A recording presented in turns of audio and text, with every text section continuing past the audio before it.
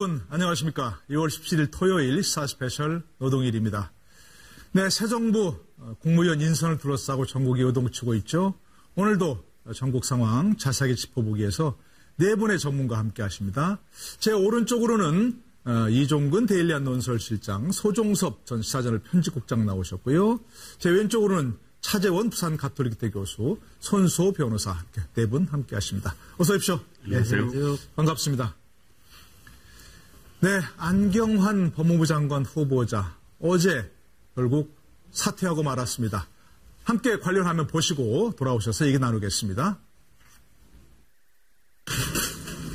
그 70년 인생을 되돌아볼 때 제가 저지른 가장 큰 잘못은 저의 20대 중반 청년 시절에 저질렀던 일입니다.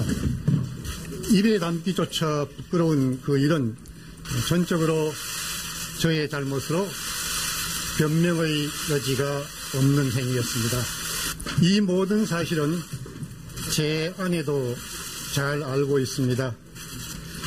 기회가 주어진다면 저에게 주어진 마지막 소명으로 생각하고 국민의 여망인 검찰개혁과 법무부의 탈검사화를 반드시 이루겠습니다.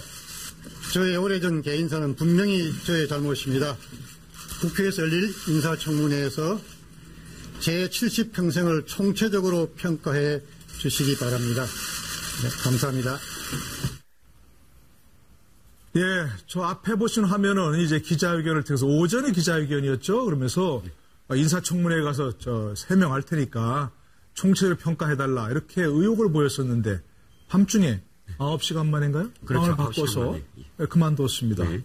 무슨 사연이 있고 의미를 어떻게 보십니까? 일단 좀 전에 보셨던 기자회견 끝나자마자 카메라 기자들을 전부 다 철수시켰습니다. 그리고 네. 팬 기자만 남은 상황에서 일문일답이 있었는데요. 네. 거기서 무슨 얘기를 했냐면 그러니까 이제 녹음 녹화가 되지 그렇죠. 않은 상황에서 녹음 녹화되지 않은 상황에서 기자들이 질문을 했습니다.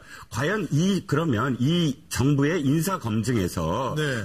이번 그 혼인과 관련된 그런 그 사문서 위조와 관련해서 이 검증이 됐느냐, 이 사실을 이 정부가 알았느냐라고 물어봤을 때 이 안경환 후보자가 뭐라고 했냐면 지금으로부터 일주일 전에 문의가 와서 대답을 했다. 네, 이렇게 표현을 했습니다. 그런데 8시, 저녁 한 8시쯤 그 청와대에서 기자들에게 고위 관계자 발로 밝힌 바에 따르면 우리는 검증하지 않았다. 그 사실을 몰랐다라고 얘기했거든요. 네. 그렇다면 서로 이야기가 달라지는데 그래요? 그 뜻을 어떻게 받아들일 수 있냐면 청와대에서는 책임지지 않겠다라고 받아들일 수 있는 대목이거든요. 그래요? 그 다음부터는 서로 진실 공방이 벌어질 수도 있는 측면이라 예. 기자들은 바로 또 안 후보자에게 전화를 걸어서 청와대는 몰랐다는데 사실이 뭐냐라고 이제 물어보려고 전화 걸었는데 그다음부터는 전화를 안 받았고 네. 그 청와대 발표 이후부터 1시간 후에 안 후보자가 자진 사퇴의 그 변을 기자들에게 문자로 보냈습니다. 예, 뭐 이미 이제 후보직을 사퇴한 분이기 때문에 저희들이 뭐 굳이 또 한번 이렇게 깊이 얘기해 볼 필요는 없겠지만 그래도 이런 일이 왜 벌어졌는가 한번 돌아봐야 차후에 교훈으로 삼을 수 있지 않겠습니까? 예, 차재원 교수께서는 이런 사실들이 어떻게 뭐 해명 과정도 그렇고 이렇게 논란이 벌어진 과정 돌파보시면서 어떤 문제가 좀 핵심적인 문제가 있었다고 생각하십니까? 결국은 뭐 문재인 그 정부가 사실 출범하면서 여러 가지 그 이야기했던 그런 개혁들 부분에 있어서 네. 상당히 그 개혁의 그 명분 뭐 이런 걸 갖다가 강조하다 보니까 뭐 책임자라고 생각했던 안경환 후보자를 비롯한 뭐 몇몇 분들에 대해서는 검증이나 이런 부분들이 조금 소홀하지 않았나 생각이 듭니다. 네. 너무 그러니까 지금 국민들이 문재인 정부를 출범시켜줬던 여러 가지 이유 중에 하나가 지금 현재 적폐청산으로 대변되는 개혁의 드라이브라고 한다면 그러한 부분들에서 가장 잘할 책임자를 나도 내세웠다고 생각을 하겠지만 그러한 그 책임자라고 생각했던 분들이 살아온 여러 가지 그 행적이나 이력이 국민의 눈높이와 맞지 않는 분들이 있었을 경우에 네. 여기에 대해서 어떻게 해야 될 것인지에 대해서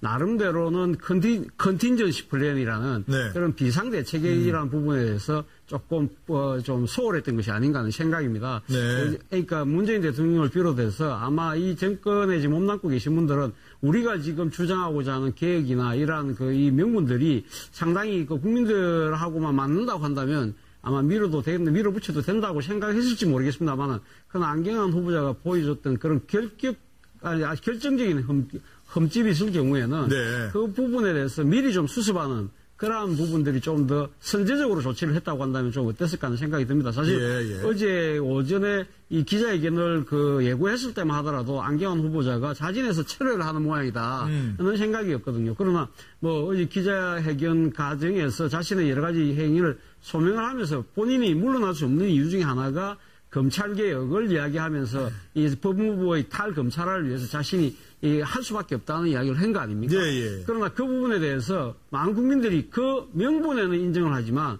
그러나 그 일을 왜 꼭 안경환 후보자만 할 수 있는 부분인가에 대해서 동의가 안 된 거죠. 이러한 부분들이 오히려 더 큰 비난과 비판을 자초하는 양상으로 나타나면서 결국 안경환 후보자가 낙마한 것이 아닌가 하는 생각인데요. 네. 아마 이 일을 아마 상당히 교훈을 삼아서 문재인 정부가 이번 이 향후 벌어질 인사 부분에 있어서 뭔가 좀 이를 좀 수습하고 보완할 수 있는 하나의 계기로 삼았으면 하는 생각입니다.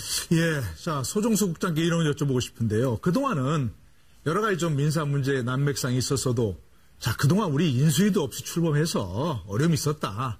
이건 대체로 인정하는 분위기였습니다. 그렇죠? 근데 이번에 이런 걸 보면 과연 검증이 너무 소홀해서 그런 거냐 아니면 이런 흠결을 알면서도 미하신 것처럼 자, 검찰 개혁이란 이런 소명이 더 크니까 이런 건 정도는 눈 감을 수 있겠다. 이렇게 넘어갔을까요? 어떤 점이 좀 문제가 있다고 보십니까? 일단 지금 나오는 걸로 봐서는 청와대에서도 어느 정도 그러니까 혼인 무효 판결이 나왔다라는 그 자체를 봤는데 네. 그 사적인 부분이기 때문에 거기에 대해서 구체적으로 묻진 않았다. 이런 멘트가 나왔거든요. 네. 그렇다면 저는 조금 이 검증의 잣대를 들이대는 부분이 굉장히 좀 소홀하지 않았나 하는 그런 생각이 듭니다. 그 배경에는 물론 이제 안경환 후보자가 대통령과 여러 가지 이른바 멘토적인 관계에 있고 네. 또 조국 민정수석과는 학교에서의 사제지간 관계에 넘어서서 사회에서도 국가인권위원회라든지 참여연대 활동을 할 때 계속 같이 활동을 했지 않습니까? 네네네. 이런 부분들이 어떻게 보면 좀 엄정한 잣대를 들이대는데 좀 소홀하게 된 원인이 아닌가 하는 그런 생각이 들고요. 예. 또 하나의 측면은 이게 이제 이번에 새로운 사람들이 어쨌건 민정 쪽도 다 이제 들어가서 검증 작업 이런 것을 할 텐데 네. 이게 똑같은 사안이라도 예를 들어서 어떤 사안을 기자들이 들었을 때 5명이 들으면은 그 부분에 대해서 전부 다 저거 특종감이네 하고 쓰지 않거든. 누구는 특종감이라고 해서 쓰는 경우도 있지만 어떤 사람은 또 별거 아니다라고 넘기는 수도 있거든요. 예. 그러니까 예를 들면 민정의 검증팀에서 과연 하나하나 사안을 볼 때 이것이 굉장히 중요한 문제가 될 수 있다라고 생각을 해서 그 하나하나를 꼼꼼하게 좀 검증을 했어야 되는데 네네. 그런 면에서 어떤 검증에 대한 기본적인 좀 검증 능력이라고 할까요? 네네. 이런 부분도 한번 자체적으로 제가 보기엔 청와대 민정 자체적으로 좀 점검을 할 필요가 있다. 네. 그런 생각이 좀 듭니다. 네네네. 개인적인 인연이 있어서 어떤 거 좀 소홀히 한 거 아니냐 이런 말씀, 또 검증 기준이나 역량이 아직 확립된 거 아니냐 이런 좀 우려가 있다 이런 말씀이신데, 자, 이거 안경환 후보자뿐만이 아니고 나중에 또 얘기 나옵니다만 이번에 이제 인사청문회를 기다리고 있는 분들은 문재인 대통령과 개인적인 인연이 있어 이렇게 문재인 대통령이 직접 추천한 분들이다. 그래서 또 검증이 소홀할 수밖에 없었다. 이런 얘기도 있는데 그런 부분에 대한 생각은 손수호 변호사는 어떻게 보세요? 그렇지 않기를 바라는 마음이고요. 그렇지 않기를 바란다. 네. 그러나 그렇다는 얘기입니까? 뭡니까? 아니요. 저는 알지 못하는데 만약 네. 실제로 문재인 대통령과의 친분이 있기 때문에 검증을 소홀히 했다? 상상하기는 어렵습니다만 만약 그렇다고 한다면은 굉장히 큰 문제가 되겠죠. 굉장히 많은 국민들이 지금 열렬하게 지지를 해주는 상황에서 네. 정말 그런 일이 있었다고 한다면은 국민들의 지지에 반하는 행동일 겁니다. 그렇기 때문에 설마 청와대가 그렇게 하겠느냐? 네. 생각을 우선 해볼 수 있겠고요.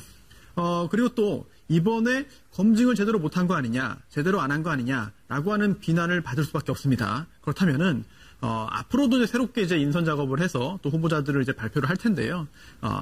다시 한번 똑같은 그런 비난을 받지 않도록 하는 게 중요할 것 같습니다. 네. 이미 안경환 후보자가 자진해서 사퇴를 했기 때문에 이번 문제는 일단 그 봉합이 됐습니다만 만약에 유사한 문제가 또 생긴다고 한다면은 그때는 국민들이 더 매섭게 질책을 할 수밖에 없거든요. 네. 재발하지 않도록 반복되지 않도록 하는 것이 중요한 상황인 것 같습니다. 예.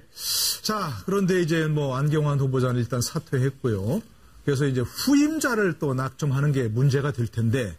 어쨌든 이제 뭐 검찰 개혁을 위해서 이렇게 뭐 그야말로 검찰 출신도 아니고 뭐 이른바 그 법조 3년에 속한 뭐 그런 분도 아닌데 이렇게 했습니다. 앞으로도 그런 기조를 이어갈까요? 그건 어떻게 보세요? 그러면 일단 그 문재인 대통령이 가장 사실 3대 개혁이라고 하지 않습니까? 네. 군개혁과 그다음에 검찰 개혁, 뭐 교육 개혁까지 포함을 한다면 네. 가장 큰 개혁이라고 생각하고 있는 이 검찰 개혁에 있어서 미리 하나의 어떤 플랜을 지금 큰 그림을 그려놓은 상태인 건 맞는 것 같아요. 그러니까 스스로 내부적으로는 절대로 개혁을 못한다. 그러면 비법조인이 돼야 된다라는 예. 그런 그림 하에서 많은 그 비법조인, 법조계의 그 비법조인 그 후보자들을 타진을 했던 걸로 지금 들려오고 있습니다. 그렇습니까? 그런데 네. 또 많은 분들이 구사하는, 그러니까 꼭 어떤 이유가 있어서가 아니라, 실제로 그런 어떤 대의를, 할 수가 없다. 그든지 혹은,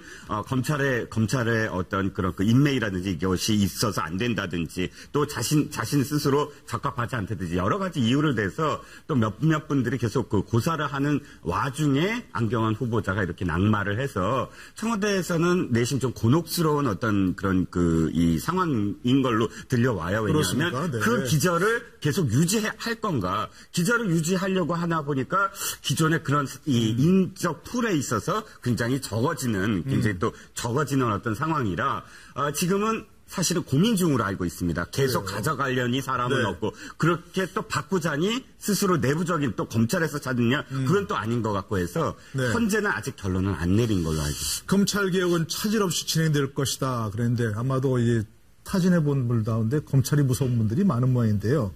자, 어떤 분들이 좀 이 검찰 개혁을 추진하기에 적합한 그런 분들이라고 생각합니까? 이렇게 전혀 검찰 뭐 관계 없는 외부에서 들어가야 됩니까? 아니면 검찰 관련 있는 사람이라도 개혁 의지가 있는 사람을 선택해서 맡겨야 되는 건가요? 어떻게 보십니까? 뭐 다 장단점이 있지 않겠습니까? 네. 아무래도 검찰 출신들은 아마 검찰의 조직이라는 걸 잘 알고 있기 때문에 뭐 지피지기 백전백승이란 말처럼 이 검찰의 문제를 잘 아시는 분이 또 오히려 개혁의 칼날을 더 잘하게 그러니까 적재적소를 잘 타격할 수 있는 그런 측면이 분명히 있을 겁니다. 그럼에도 불구하고 이 지금 검찰개혁뿐만 아니라 사실은 어떻게 보면 법무부의 그 비검찰화라는 부분도 상당히 시급한 문제거든요. 그런 측면에서 본다고 한다면 저는 아마 문재인 대통령께서 아무래도 검찰 출신보다는 검찰 출신이 아니면서도 이 검찰의 문제나 우리 전체의 법조의 문제를 잘 아시는 분을 선택하지 않을까 하는 생각이 듭니다. 그래서 이와 관련해서 놔두는 이야기 중에 하나가 예를 들면 결국 이번에 안경환 후보자가 이 그 검증의 문제에 낙마를 했다고 한다면 검증 부분에 상당히 나름대로 관리를 잘해온다고 우리가 볼 수 있는 이 현역 정치인들을 중심으로 아마 좀 그렇게 후보자가 좀 인선의 폭이 좁혀지는 것이 아닌가 하는 생각이 예를 들면 뭐 박범계 의원이라든지 박범계 의원은 또 판사 출신이니까 검찰하고는 조금 거리는 있습니다만 법조는 잘 아는 분이고요. 그리고 또 한 계속 물망이 올랐었죠. 물망이 오르고 있죠. 그리고 또 완전히 지금 고시 출신은 아니지만 그러나 법사위에서 또 희귀한 또 활동을 보여줬던 뭐 박영선 의원도 아마 지금 물망이 오르고 있는 것 같고요. 그리고 지금 국회 사무총장을 맡고 있는 우윤근 전 의원도 아마 물망이 오르고 있기 때문에 저는 뭐 이분들을 포함해서 저는 정치권 출신 중에서 검찰을 잘 알고 개혁 의지가 높은 분들 중에서 한 분이 낙점되지 않을까 하는 생각을 조심스럽게 해봅니다. 네, 어쨌든 후임자가 또 누가 추천될지 지켜봐야 할 부분인데요. 자, 지금 또 한 가지 이제 전국에 요동칠 수 있는 사안이 있습니다. 오늘까지 청문 보고서를 다시 보내달라 재요청했는데 오늘까지 시한입니다. 자, 아시는 강경화 외교부 장관 후보자 얘기입니다. 자, 지금 뭐 오늘까지 청문 보고서 보내달라 요청했다는 것은 오늘 지나면 임명하겠다 이런 의제 표시겠죠? 그렇습니다. 그리고 뭐 문 대통령이 원래 이제 20일 안에 그 국회에서 청문 보고서 채택을 안 하면 10일 범위 내에서 대통령이 다시 또 재송부를 할 수 있지 않습니까? 그렇죠. 그런데 한 3일 여유를 줬는데 결국 주말 제외하면 사실상 뭐 별 의미가 없는 거예요. 네. 그렇게 본다면 대통령으로서는 강경화 후보자에 대한 임명 결정을 어느 정도 좀 내심 내렸다라고 네, 보여지고 네. 지난 15일 날 그 수석 보좌관 회의에서 이미 문 대통령이 국민을 보고 가겠다라고 네. 표현을 하면서 사실 그 얘기는 지금 야3당은 이제 강경화 후보자에 대해서 부적격하다라고 전부 반대를 하고 있지 않습니까? 예. 그러한 상황에서 국민만 보고 가겠다라는 그러한 표현을 쓴 것은 결국 강경화 후보자를 임명하겠다라고 이제 사실상 공개한 것이나 다름이 없기 때문에 예. 3일 기한이 오늘로 끝나니까 내일 강경화 후보자를 임명할 가능성이 굉장히 높다라고 보여지는데 네. 결국 이제 최근에 안경환 후보자 낙마라든지 기타 이런 부분들이 뭐 일정한 영향은 미치겠지만 오히려 청와대로서는 그런 상황이기 때문에라도 또 이달 말에 한미 정상회담이 또 예정돼 있으니까 네. 그런 등등을 이유로 들어서 내일 뭐 임명하지 않을까 그렇게 네. 이제 예상이 됩니다. 예, 강경화 외교부 장관 후보자 임명에 대해서 문재인 대통령이 이 문제를 언급한 그런 부분이 있습니다. 김상조 공정거래위원장 임명과 함께 얘기 나왔던 부분인데요. 의지가 어떤 건지 한번 보시고 돌아오시죠. 이게 뭐 국회에서 청문회 좀 잘 통과되고, 그래서 모두가 다 이제 축복하는 가운데, 이렇게 임명될 수 있었으면 더 좋았을 텐데, 좀 그렇게 되지 않는 것은 아주 아쉽습니다. 공직 임명에 대한 도덕적인 기준에 대한 눈높이도 많이 높아진 게 사실이고요. 다만 우리가 이제 인수위 과정이 없었기 때문에 구체적인 검증 기준을 마련하지 못한 채 공직자를 임명하다 보니까 앞으로 우리가 만들 그런 이제 검증 기준을 염두에 두면서 우리 스스로 아주 높은 기준에 적용시키고 있는데도 불구하고 그런 이유로 야당이 반대를 하는 일이 되고 있어서 그게 아주 안타깝습니다. 강경화 후보자는 제가 보기에 강차고 멋있는 여성입니다.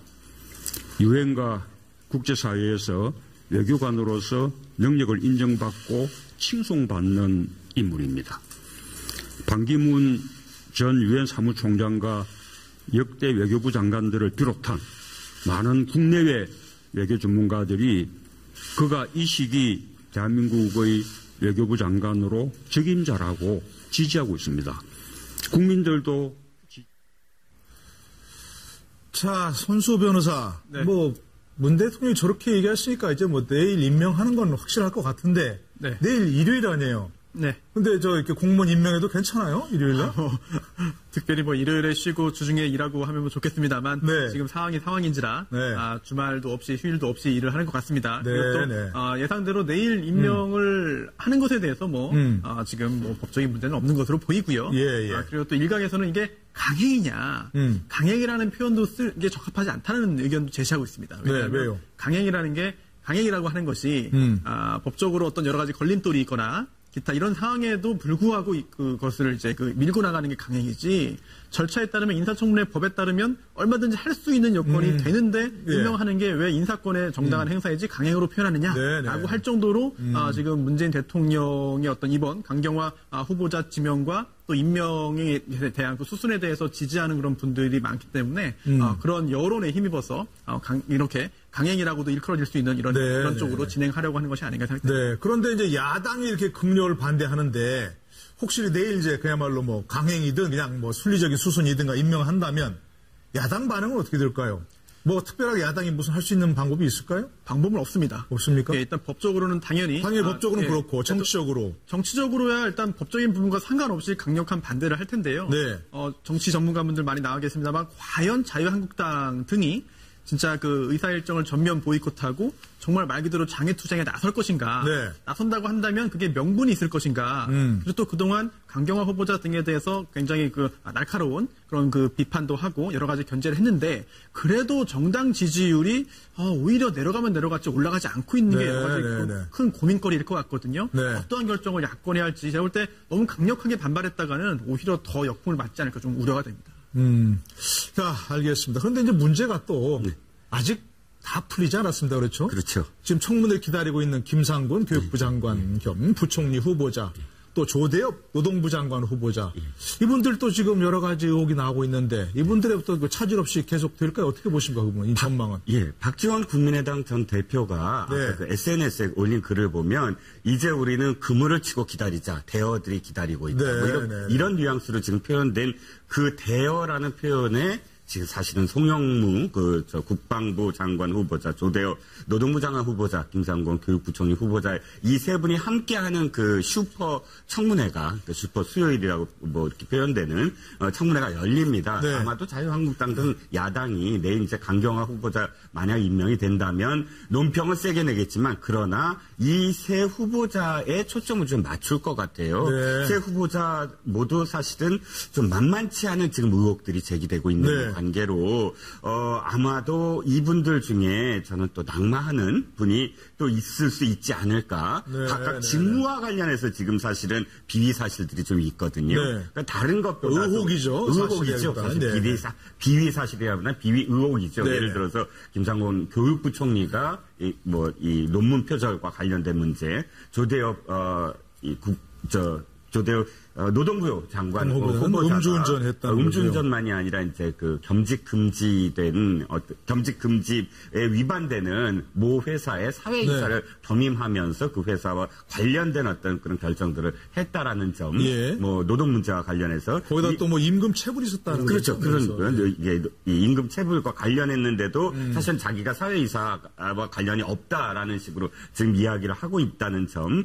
또 송영무 국방부 장관 후보자 같은 경우도 사실은 무기 거래, 무기 중개사에 이제 그 자문 역할을 했는데 관련해서 좀 부적절했다는 의혹이 또 제기되고 있어요. 그러다 보니까 이 세 분과 관련해서 지금 뭐 야당은 이 주말 내내 보좌관들이 아주 철저히 검증을 위해서 뛰어다니고 있다라는 후문입니다.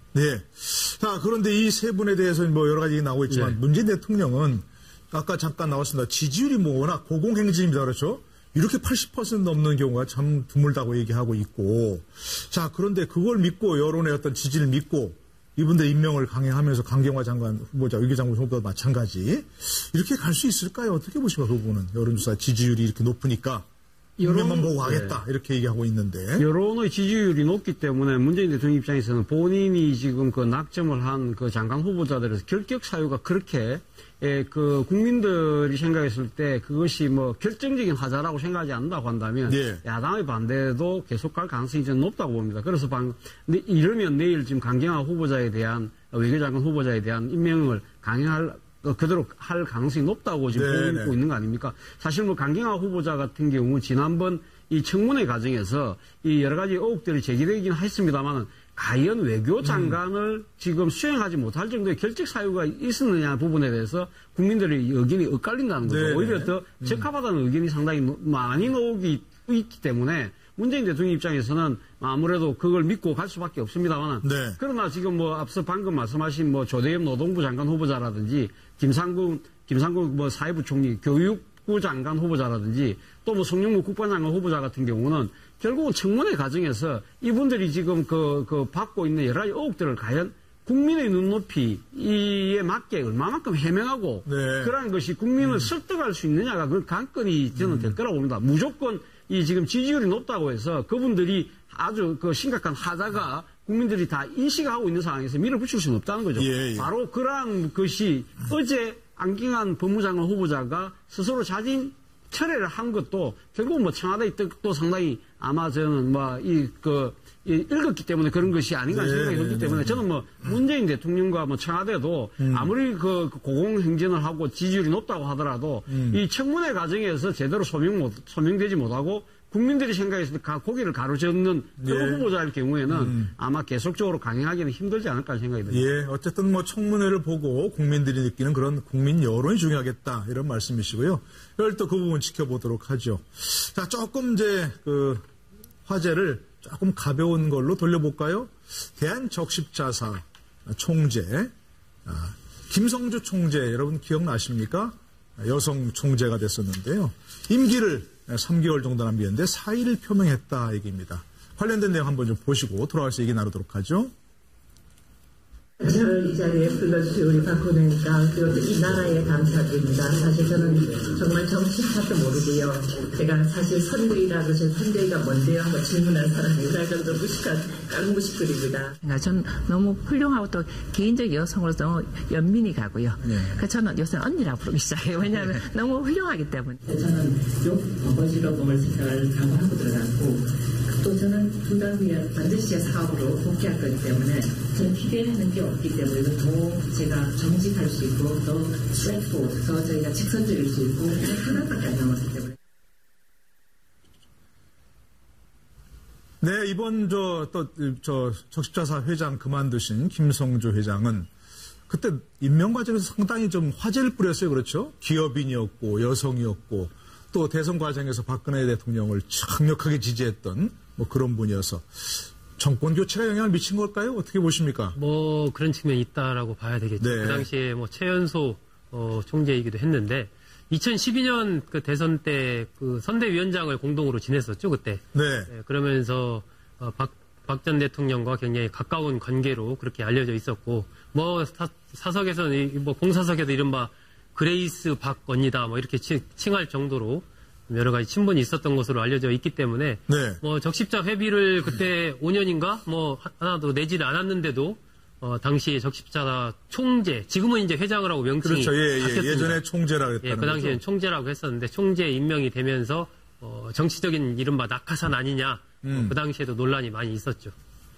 자, 그런데 물론 이제 뭐 이런 보훈 인사 차원에서 이렇게 됐다면 뭐 당연히 정권 교체가 되면 물러나면 좋겠지만 물러나야 되는 것이고 그런데 일반적으로 어떤 임기가 정해진 사람들은 이렇게 정권이 바뀌더라도 임기를 보장하는 게 좋지 않느냐 이런 얘기도 있습니다. 그래서 그러니까 이게 지금 현 정부가 만약에 압력을 넣어서 3개월 남았으니까 먼저 뭐 이렇게 스스로 사퇴해라라고 한다면 사실상 다른 부분도 마찬가지거든요. 네. 낙하산 인사라고 해서 뭐 그 공기업들의 감사 자리나 혹은 또 사회이사들 이런 그런 이 정부에서 이제 이렇게 그 낙하산 인사 한 부분들 네. 이제 정권이 바뀌면 언제나 이렇게 그 임기 다 못 채우는 경우가 있습니다. 그런데 아직까지 제가 보기에는 지금 김성주 회장에게 현 정부가 뭐 이렇게 압력을 넣었다 이런 어떤 느낌은 없어요. 그런데 아마도 지금 사실 그 김성주 회장이 총재로 이제 낙점이 되고 이제 임명이 됐을 때 최초의 기업인 총재다, 적십자사 총재다 이렇게 얘기를 했거든요.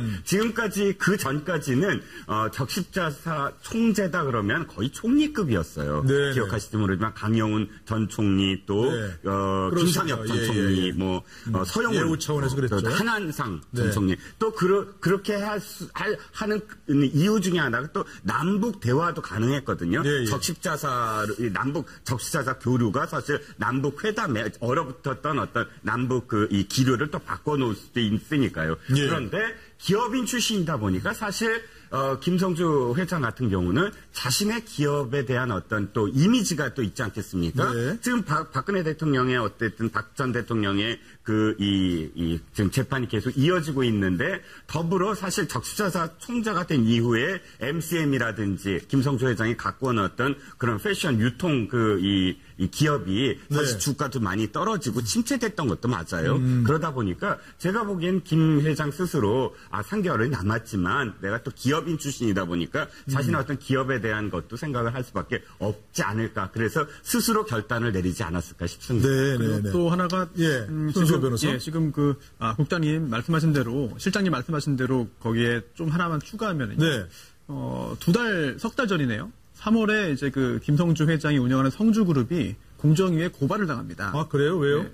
하청업체들이 있는데요. 그 하청업체 4곳이 이제 부도가 났습니다. 부도산했는데 그러면서 성주그룹에서 너무 불공정 행위를 그동안 했기 때문에 우리 회사가 부도날 수밖에 없었다라고 하면서 공정거래법 위반이라고 고발을 하는데요. 아직까지 그 조사 결과가 나오진 않았습니다만 이처럼 여러 가지 그런 문제가 쌓이고 지금 더해지기 때문에 부담을 굉장히 느껴서 지금 자리를 그만둔 것으로 보이고요. 특히나 이제 대한적십자사가 굉장히 중요한 역할을 합니다만 적십자사 회장이 정치적으로 뭐 큰 의미가 있는 것은 아니기 때문에 이번 정권에서 뭐 큰 그런 논란을 무릅쓰고 자리에서 물러나라고 그렇게 지시하거나 그렇게 강요하지는 않았을 거라고 보입니다. 뭐 벌써 거기까지 또 이제 관심 미칠 수 있는 상황도 아닌 것 같고요. 김상조 공정위원장 취임하니까 더 부담을 느낀 거 아닌가 싶기도 하고. 예, 어쨌든 뭐 정말로 이런 부분에 있어서도 박근혜 정부의 그림자가 지워지고 있는 것 아닌가, 뭐 이런 생각이 들고 있습니다. 예, 박근혜 전 대통령 지금 재판이 계속 진행 중이죠. 숨가쁘게 진행되고 일주일에 4번씩이나 진행되고 있다는 뭐 그런 얘기입니다. 그런데 어제 재판에서 녹음을 하려다 발각된 여성이 있다, 이런 얘기입니다.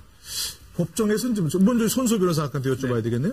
법정에서 녹음도 하면 안 되는 거죠? 이건? 안 되죠. 예. 금지돼 있죠. 그렇습니다. 녹음하면 예. 안 되고요. 촬영도 예. 안 되고, 이게 꼭 박근혜 전 대통령 재판에서만 안 되는 게 아니고요. 일반적으로 모든 재판에서 허락 없이 녹음을 할 수가 없습니다. 네네. 그래서 근데 이분은 왜 녹음을 하려고 그런 거예요? 네, 왜 녹음했냐라고 이제 재판장이 묻자, 내용을 뭐 듣고 좀 적고 있었는데 네. 잘 안 들려서 녹음했다. 집에 가서 다시 한번 녹음한 거를 들어보면서 네. 확인하려고 했다라고 했습니다만, 뭐 정당한 이유가 아니기 때문에 재판장이 퇴정 명령을 내렸고요. 예. 그래서 제가 어제 법원에 갔습니다.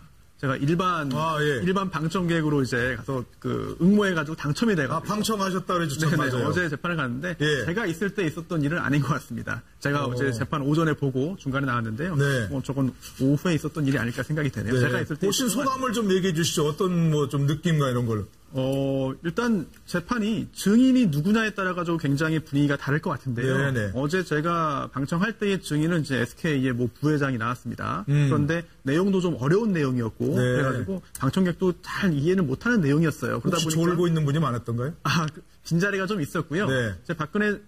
박근혜 대부분이 박근혜 전 대통령을 응원하는 분들이셨습니다. 그러다 보니까 증인이 좀 박근혜 전 대통령에게 불리한 증언을 일부 하면은 곳곳에서 이제 뭐 쉬는 소리도 나오고 또 이게 중얼중얼하는 소리도 들리고 했는데, 예. 재판할 때 박근혜 전 대통령이 굉장히 좀 피곤해 보이긴 했어요. 좀 지친 표정이 있었고, 네. 반면 좀 상대적으로 최순실 씨 같은 경우에는 박근혜 전 대통령보다는 좀 적극성이 보였습니다. 네, 그래서 네. 증인이 증언을 하는 과정에서 옆에 왼쪽에 있던 이제 본인의 변호인과 네. 귓속말로 손으로 입을 가리고 귓속말을 굉장히 여러 차례 계속 주고받을 정도로 적극적인 준비를 했는데, 네. 반면 박근혜 전 대통령은 변호인들과 상의하는 내용도 잘 보이지 않았거든요. 네. 하지만 유영하 변호사가 굉장히 좀 적극적으로 나서서 반대 신문도 하고 했습니다. 박근혜 전 대통령과 최순실 씨가 재판을 같이 받고 있습니다만 대응하는 그런 방식에 있어서는 좀 차이가 좀 보였습니다. 혹시 녹음은 하신 거? 아니요, 녹음은 절대 하면 안 되고요. 네, 어제 법정 경위들이 굉장히 좀 여러 차례 좀 반응을 보였는데요. 네. 특히나 이제 녹음하면 안 된다 이런 것들은 재판 전에 방송으로 계속해서 반복돼서 네. 나왔고, 또 재판 시작할 때 이제 판사들이 입장하고 박근혜 전 대통령이 들어왔는데요. 그때 뭐 한 10명 정도의 방청객이 기립을 했습니다. 일어났습니다. 네. 그래서 박근혜 전 대통령이 앉기 전까지 앉지 않고 이렇게 기다리는 모습 보였는데, 네. 경위들이 계속 이런 일이 반복되고 있었기 때문에 네. 앉아달라, 일어서면 안 된다라고 했습니다만 뭐 그에 굴하지 않고 끝까지 서 있었는데요. 이런 모습을 아마 앞으로도 계속 반복되지 않을까 싶네요. 예. 자, 그런데 지금 어쨌든 국민적 관심사가 아직은 이제 많이 쏠리고 있는 그런 재판이긴 한데, 지금 이제 이렇게 방청하는 사람 외에는 사실 그 분위기 잘 모릅니다. 그렇죠? 오늘 기자들이 이제 거기 참석해서 가끔 분위기를 전하긴 합니다만은, 그런데 법원 행정처에서 전국 판사 대상으로 이 재판을 생중계할 것인가 여부를 물어봤더니, 뭐 3명 중 2명은 허용해야 한다. 네, 그렇죠. 이런 얘기를 했다는 겁니다. 네, 그렇죠. 이런 건 어떻게 지금 보십니까? 일단 뭐 1000명 가까운 예. 그 판사들에게 이 설문조사를 한 겁니다. 예. 그런데 이제 중계할 수 있게 하자, 이 687명이 이제 답을 했고요. 근데 이것이 꼭 그래서 이 여론조사를 저기로 해서 기화로 해서 예. 중계를 하겠다, 이런 어떤 결정을 뭐 내린 건 아직 아닙니다. 이제 이 하나의 어떤 참고 자료는 될 수 있겠죠. 그러니까 사실 근데 법조계에서도 여러 의견이 좀 갈리고 있는 건 많습니다. 네네. 이 사건 자체가 워낙에 또 세계의 어떤 사건이고 또 국민적 관심도가 높다 보니까 공개하자라는 의견이 이렇게 판사 내부에서도 많은 건 사실이나, 네네. 또 한쪽에서는 그럼에도 불구하고 사실 공개 재판은 지금 사실 공개로 하지 않느냐, 이렇게 만약에 이 생중계를 했을 경우는 도리어 여론 재판이 될 수 있는 가능성도 있다. 그러니까 그렇게 하기보다는 차라리 지금까지의 어떤 이 상황을, 그러니까 전례에 없는 것을 굳이 만들어서 어떤 나중에 이 논란을 빚을 필요가 무엇이 있느냐라는 의견도 분명히 존재하고 있습니다. 혹시 뭐 다른 패널 분들 의견은 어떠십니까? 이런 재판, 국민적 관심사가 높은 재판, 이것뿐만이 아니겠죠. 이제 만약 허용된다면. 이런 거는 좀 공개를 해야 한다고 보십니까? 어떻게 보십니까? 저는 뭐 공개는 되지만 이제 재판 중계를 허용하느냐. 그렇죠. 그러니까 저는 뭐 이런 아주 박근혜 전 대통령 같은 아주 정치적 비중이 있고 이 재판 결과가 또 상당히 국민들한테 미치는 영향이 큰 이런 사건들 같은 경우는 재판을 중계할 수 있다고는 봅니다. 그러나 이 지금 앞서 우리 앵커께서 말씀하신 대로 일주일에 4번이나 하고 있는 이 재판을 시시콜콜하게 중계한다는 것은 저는 그런 거는 좀 아닌 것 같아요. 그 부분은 이 전파의 이 낭비라는 측면도 있지만 무엇보다도 이러한 재판 내용 자체가 전부 다 국민들에게 전해짐으로써 그것이 재판의 또 다른 하나의 영향력을 행사하는 식으로 일종의 여론 재판 형식으로 될 가능성도 전혀 배제할 수 있기 때문에 그거는 아닌 것 같고요. 예를 들면 박근혜 전 대통령 1심 선고 정도는 예를 들면 선고나 또는 아니면 박근혜 전 대통령의 최후 진술이라든지 그런 아주 상당히 나름대로 본인의 입장에서 이야기를 하는 부분에 대해서는 국민들도 관심이 많기 때문에 그런 정도 주요한 대목에서는 중계할 수는 있다고 봅니다만 그러나 이 시시콜콜하게 다 이렇게 중계 방송하는 것은 좀 지나치지 않을까 하는 생각이 듭니다. 자, 아까 우리 손소 변호사 얘기했지만 법정에서 보니까 박근혜 전 대통령하고 최순실 씨하고 재판이 되는 태도가 굉장히 다르다는 거죠. 전해진 바에 의하면 최순실 씨는 검사에 대해서도 대통령에 대해서 예의를 지켜라 이렇게 아주 호통을 치기까지 한다고 그러는데 최순실 씨는 지금 뭔가 어떻게 적극적으로 좀 반격할 기회를 잡았다고 생각하는 거예요? 이런 태도 차이는 뭐라고 보십니까? 일단 박 전 대통령한테 최순실 씨가 계속해서 충성을 보여야 되는 그런 부분이 있는 거죠. 그러니까 이제 재판정에서 박 전 대통령은 거의 할 말이 없다라는 그 기조를 그대로 유지를 하고 있지 않습니까? 반면 이제 최순실 씨 같은 경우는 적극적으로 박 전 대통령을 옹호하는 모습을 이제 계속해서 보임으로써 과거에 박 전 대통령과 최순실 씨와의 어떤 그런 관계, 그것을 이제 계속 이어나가려고 하는 그런 모습을 이제 보이고 있는 것이죠. 어제 같은 경우도 이제 검사가 얘기를 하다가 박 전 대통령과 최태원 SK 회장이 만났을 때 거기에서 SK텔레콤과 CJ헬로비전의 어떤 합병 관련된 그런 얘기를 좀 하지 않았느냐, 이제 이렇게 얘기를 하니까, 최순실 씨가, 저희가 모신 대통령이었으니까 좀 예의를 지켜줬으면 좋겠다라고 이제 이렇게 얘기를 한 거예요, 갑자기. 그러니까 재판장이, 아니, 지금 최순실 씨는 질문을, 해서는 안 된다. 증인에게만 해야지 왜 검사한테 질문을 하느냐. 이렇게 이제 얘기를 했는데, 그런 정도로 굉장히 적극적인 박 전 대통령을 좀 옹호하는 듯한 그런 모습을 아마 앞으로도 저는 계속해서 그런 모습을 좀 보이지 않을까 싶습니다. 자, 그런데 또 이런 특이한 소송이 지금 진행이 된다고요. 박근혜 전 대통령이 탄핵을 당해서 파면이 되었기 때문에 우리가 마음의 병을 얻었다. 그래서 헌재 소장 전 권한대행이죠. 이정미 전 재판관 또 다른 헌재 재판관들을 상대로 해서 손해배상을 제기한 소송이 있다고요. 민사적으로 손해배상 청구를 했는데요. 이제 언론인과 전 언론인과 함께 지지자 480여 명이 이제 당시에 파면 결정을 했던 그런 헌법재판관 8명을 상대로 해서 총 1억 4천만 원을 배상해라. 라고 하는 손해배상 청구를 했습니다. 왜냐면은 당시에 탄핵 심판 과정이 제대로 이루어지지 않았다. 그로 인해서 박 전 대통령이 파면되었고, 이들 원고들이 불면의 나날을 보내고 있다. 즉, 정신적인 손해를 입었다라고 해서 위자료를 이제 달라라고 하는 소송을 제기한 건데요. 여기에 대해서 8명의 헌법재판관, 전직, 현직 헌법재판관이겠죠. 이 피고들이 어차피 소가 제기되면은 법조인이라도 당사자가 되는 겁니다. 그래서 이미 답변서를 제출했습니다. 전혀 문제가 없이 헌법과 법률에 따라 절차가 진행된 것이다. 따라서 잘못이 없으니까 불법 행위가 없으니까 손해배상 책임도 없다라는 취지로 답변서를 제출했고요. 승소하기는 어려운 상황으로 보입니다. 그리고 또 하나가 3월에 이미 민사소송 이외에 고발도 했어요.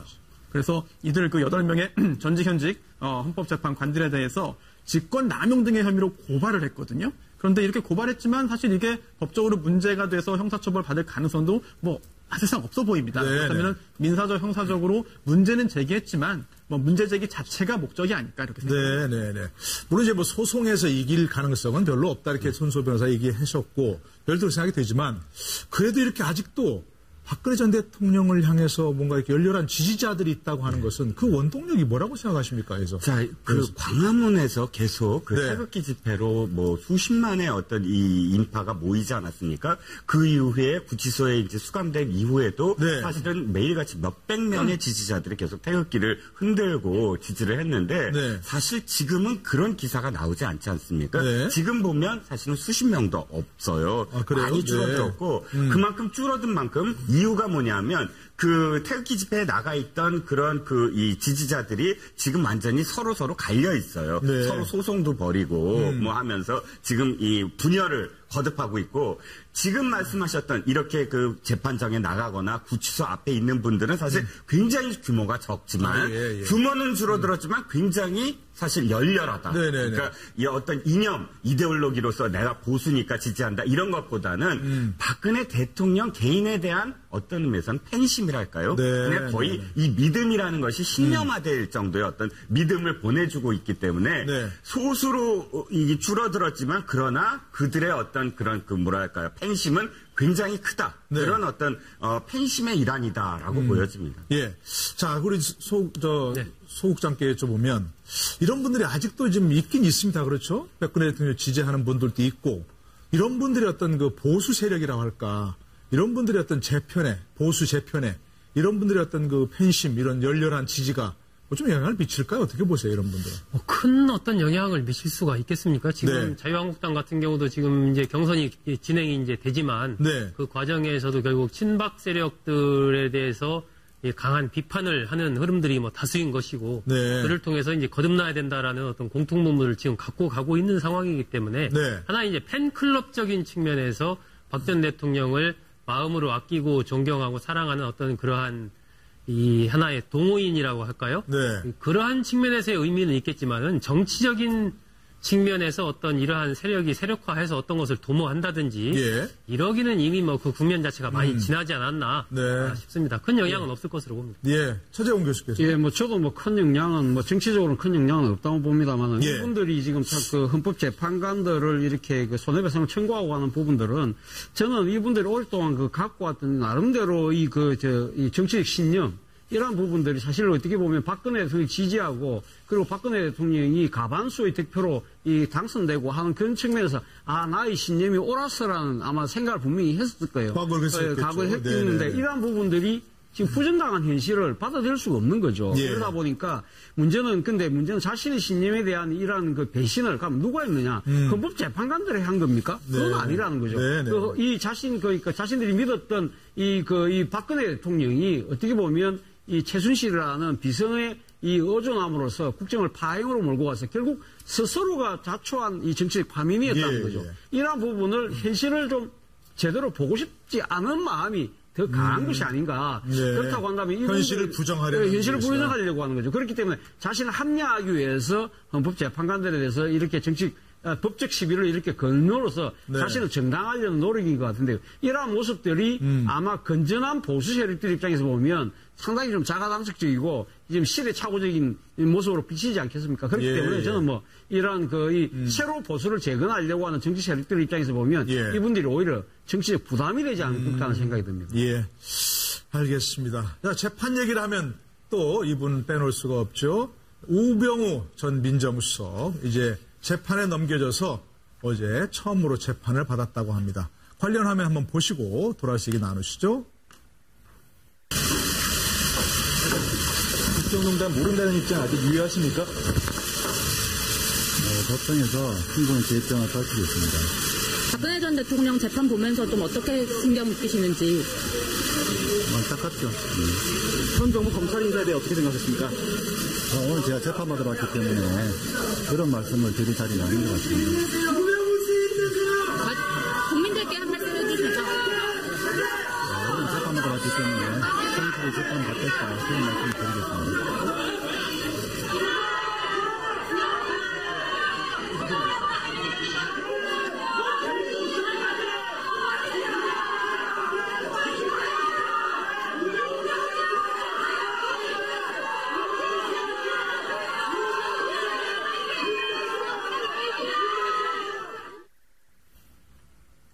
자, 우리 손수호 변호사 저걸 보시면서 일단 뭐 무병우 전 수석은 재판 과정에서는 억울하다는 얘기를 계속했다는 거죠. 네. 그런데 어떤 박근혜 대통령 재판을 보면서는 안타깝다 이런 심경을 밝혔다고 하는데 네. 어떻게 그 보고서 어떤 판단이 나오셨습니까? 대통령의 탄핵을 미리 막지 못한 부분에 대해서 국민들에게 사죄한다라고 했는데요. 즉 정치적으로 도덕적으로는 잘못한 부분이 있다라고 인정하면서도 네. 법적으로는 전혀 문제 없다라는 입장을 지금 취하는 것으로 보입니다. 네. 그리고 또 어제 22분 동안 어제 재판에서 자신의 법적인 책임이 없다는 그런 그 강한 의견을 밝혔다고 하는데요. 구속영장이 청구됐지만 다 기각됐습니다. 네. 그리고 또 어제도 이제 재판에서 했던 주요한 그 핵심 중에 하나가 내가 청와대 민정수석비서관 또 민정비서관으로서 했던 일들은 네. 자신의 전임 그리고 다른 전 정권에서도 그 해당 같은 지위에 있었던 공무원들이 했던 일이다. 네. 그런데 그게 어떻게 이제 직권의 남용이냐라고 하는 그런 논리를 폈습니다. 아마 네. 구속영장 실질심사에서도 그런 이야기를 했을 텐데요. 그게 영장이 기각되었고 또 이번에 재판이 시작됩니다만 사실 그런 논리를 검찰이 어떻게 이제 그 파헤치고 어떻게 유죄 판결을 선고받을 수 있을 정도로 공소 유지할 것인지 네. 굉장히 좀 궁금합니다. 그래서 사실 어제 재판이 시작됐습니다. 네네. 2차례의 공판 준비기일이 있었습니다만 공판기일은 어제가 처음이거든요. 네. 앞으로 검찰이 구체적으로 어떻게 재판을 진행해서 유죄 판결까지 이끌어갈지 검찰의 어떤 그 작전이 좀 굉장히 궁금합니다. 예. 자, 그런데 어쨌든 민정수석으로서 대통령 탄핵되는 걸 막지 못한 그런 불찬은 있지만 본인은 억울하다. 잘못된 언론 보도로 이렇게 됐다고 한순간에 날아들어있다고 하는데 그런 부분은 어떻게 생각하세요? 그렇죠. 본인은 지금 민정수석과 관련해서의 직무 관련성 그리고 또 이 문화체포 직원들에 대해서 자신이 지시한 부분 이런 부분들이 사실은 이 민정수석의 직무에 네. 관련돼 있다라는 것으로서 사실 지금 이 재판을 유리하게 이끌어가기 위한 그런 답변을 골라서 하고 있습니다. 역시 법리에 대해서는 철저하게 준비를 해온 상황인데 네. 이해가 할 수 없는 건 지금 사실 아까 그 우병우 파이팅하는 분들이에요. 우병우 수석과 관련해서도 팬클럽이 있는지는 잘 모르겠습니다만 아마 없다고 가정을 한다면 네. 아까 그 박근혜 대통령의 재판에 간 분들이 지금 여기 와서 또 우병우 수석에 대해서 힘내라고 이렇게 그 응원을 보내고 있는 것 같은데 그런 분도 있더라고요. 사실 제대로 정말로 박근혜 전 대통령에 대해서 그렇게 옹호하고 싶다면 사실은 최순실 씨나 혹은 우병우 수석과 관련해서는 굉장히 비판적이어야 되거든요. 네. 왜냐하면 박근혜 전 대통령을 망친 사람은 최순실 씨예요. 네, 예. 박근혜 대통령 말을 믿는다면 자신은 모르는 상황인데 최순실 씨가 다 한 거 아닙니까? 그렇죠. 그러면 최순실 씨에 대해서 비판하고 또 한 가지 우병우 수석에 대해서는 사실 힘내라는 게 아니라 욕을 해야 되는 게 왜 그러냐면 지금 우병우 수석이 민정수석으로서 일만 잘했으면 사실은 최순실 씨가 그렇게 국정농단을 해갖고 박근혜 전 대통령을 이 지경에 만들지 않았을 거거든요. 네. 그런데 임명해준 그 공도 모르고 자신이 최순실을 방기한 그런 인물인데 네. 파이팅 힘내라 한다면 그거는 사실 제대로 박근혜 대통령에 대한 어떤 네. 생각을 갖고 있지 못하다는 뜻이죠. 예. 근데 우병우 전 수석은 네. 잘못된 언론 보도 한 줄로 국민의 지탄을 받게 됐다. 이렇게 얘기했습니다. 근데 그런 언론의 보도를 잘못됐다고 좀 생각하는 건가요? 우병우 전 민정수석이 제일 처음 그 언론에 등장했던 것이 자신의 처가가 갖고 있는 그 정강이라는 회사. 네네네. 강남에 있는 부동산을 매각하는 부분에 있어서 우병우 전 수석이 당시 이 진경준 당시 검사장을 통해서 그 게임 업체에다가 판 거 아니냐.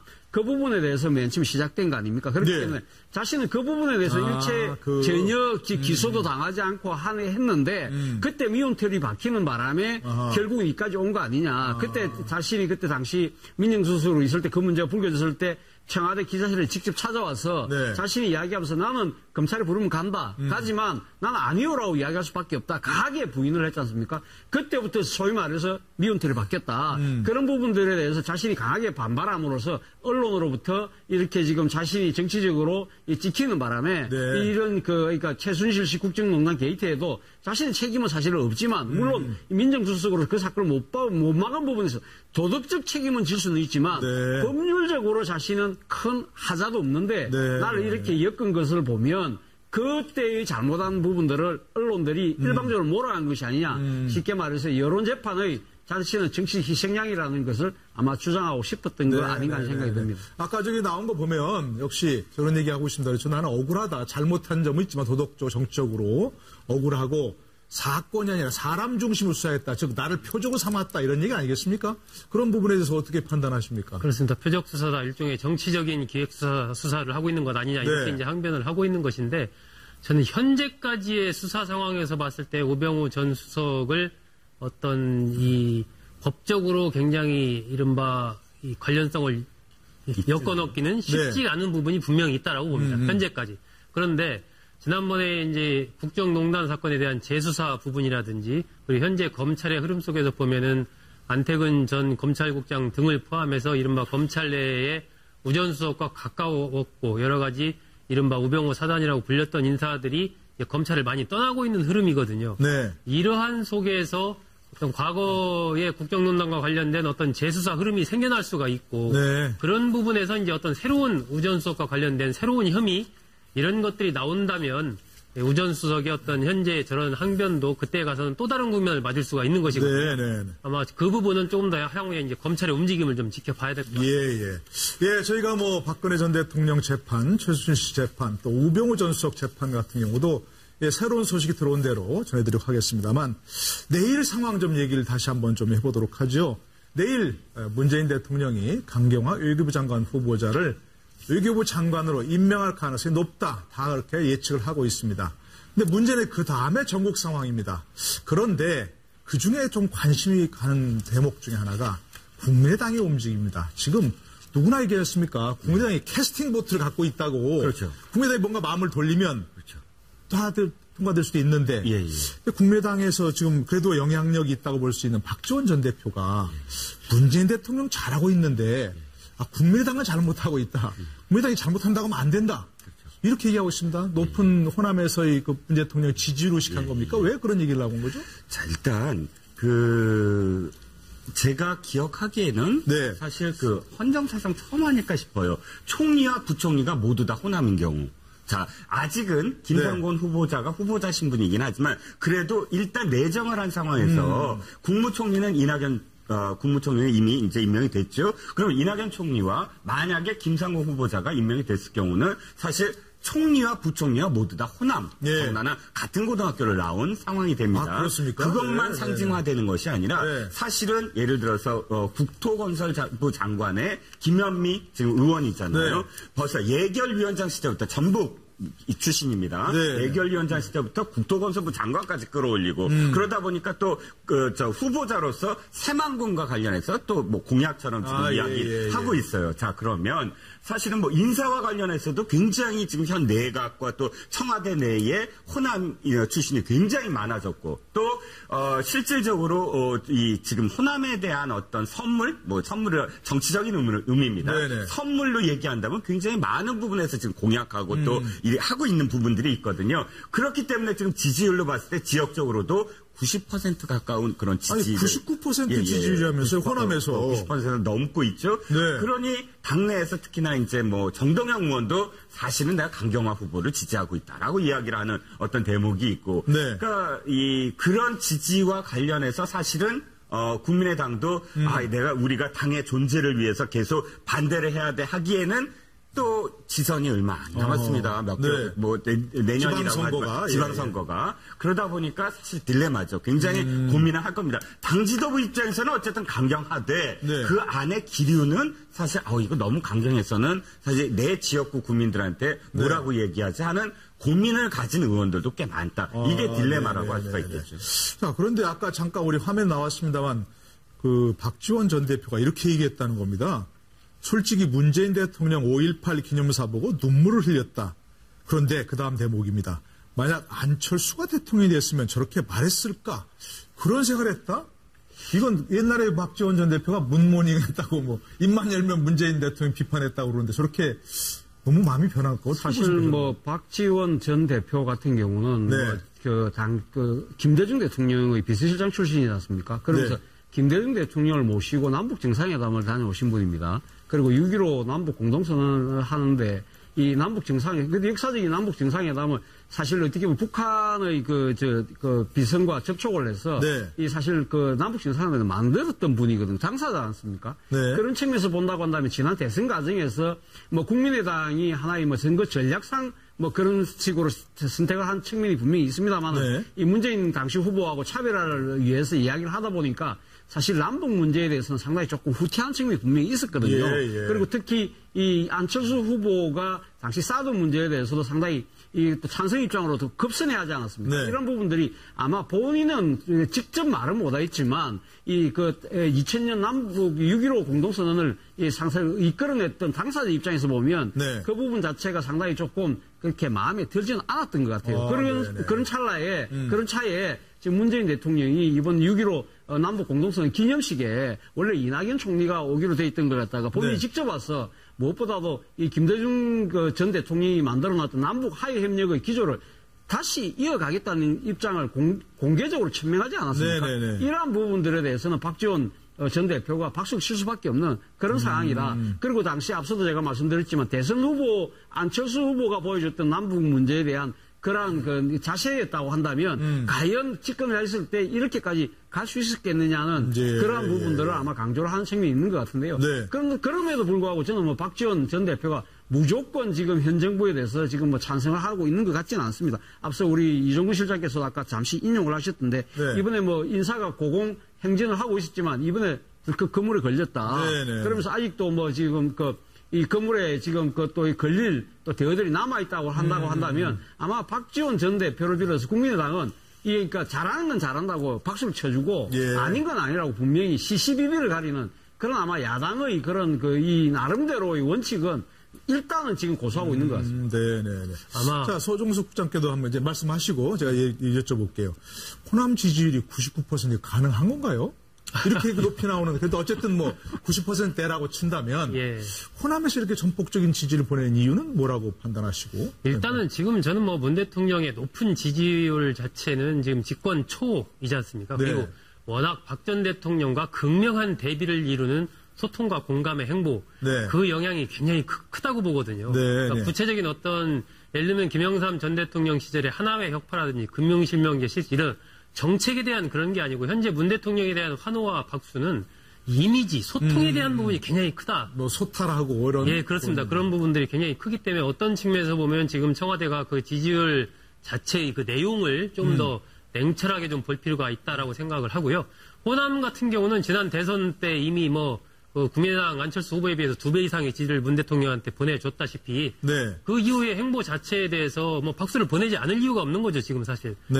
이 인사도 계속 호남 인사가 중용이 되고 있고 또 문 대통령의 행보 자체가 굉장히 국민들과 소통하는 행보를 하고 있기 때문에 네네. 지지율이 저는 뭐 90% 이상 가는 부분은 어떻게 뭐 어떤 면에서 보면 당연하다라고 보여지는데 네. 아까 이제 박지원 의원, 박지원 전 대표의 네. 행보와 관련해서 지금 본다면 사실상 국민의당으로서는 고사 위기에 지금 처해 있는 것이거든요. 그래요? 왜요? 우리가 이미 지난 대선 때 크게 한번 흔들렸습니다. 네네네. 호남에서. 지금, 그렇습니다. 네. 호남.